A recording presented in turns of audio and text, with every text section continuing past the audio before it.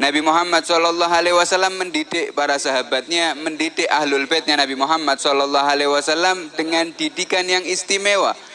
Didikannya Nabi Muhammad SAW adalah ilmu. Didikannya Nabi Muhammad SAW adalah adab. Didikannya Nabi Muhammad SAW adalah bagaimana seseorang takut kepada Allah Subhanahu wa Ta'ala. Maka kalau kita lihat keluar daripada santri-santrinya Nabi Muhammad SAW, daripada pembesar para sahabat dan juga pembesar ahlul bait Nabi Muhammad SAW, dari situ mereka langsung menimba ilmu dari Nabi Muhammad SAW sehingga ilmu tersebut tidak terputus. Berlanjut lagi sanadnya sampai kepada para tabi'in. Daripada pemimpin para tabi'in adalah Imam Ali Zainal Abidin, yang mana keilmuannya, adabnya, akhlaknya tidak perlu diragukan lagi. Begitu juga terus bersambung sanadnya daripada anak kepada ayahnya ataupun murid kepada gurunya yang menuntut ilmu sesuai dengan tata cara didikan Nabi Muhammad SAW sampai kepada Imam Ja'far As-Shadiq.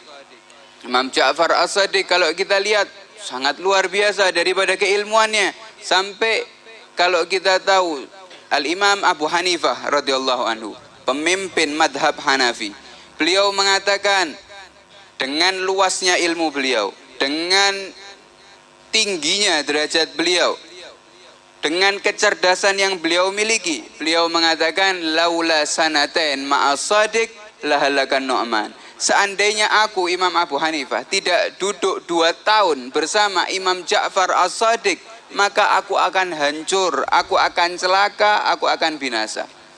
Bagaimana bisa seperti itu? Sedangkan kalau kita lihat Imam Abu Hanifah ini orangnya cerdas sekali, alim sekali, faham tentang tafsir daripada Al-Quran, faham tentang ta'wil daripada hadisnya Nabi Muhammad SAW. Akan tetapi beliau dengan ketinggian ilmunya masih mengatakan, seandainya aku tidak duduk 2 tahun dengan Imam Ja'far As-Shadiq, maka aku akan celaka dan aku akan hancur walaupun setinggi apapun ilmuku. Ini mengajarkan kepada kita pentingnya bagaimana seseorang ini terus berhubungan dengan gurunya, terus berhubungan dengan sanad sampai kepada Nabi Muhammad SAW,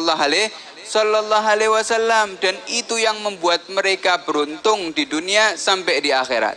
Dan terus ilmu tersebut tidak terputus daripada sahabat, kemudian tabi'in, dan terus kepada orang-orang daripada penerus-penerus mereka sampai zaman kita sekarang.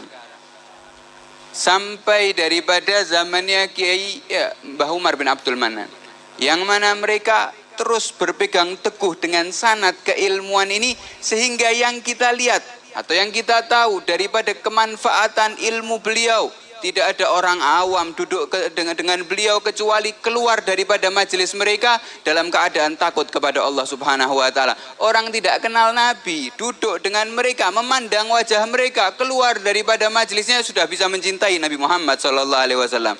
Orang tidak jauh dari Allah Subhanahu wa Ta'ala, bahkan termasuk daripada ahli maksiat, duduk di pondok-pondok mereka, di majelis-majelis mereka, sampai bisa berubah menjadi orang-orang yang taat dan orang-orang yang dekat kepada Allah Subhanahu wa Ta'ala.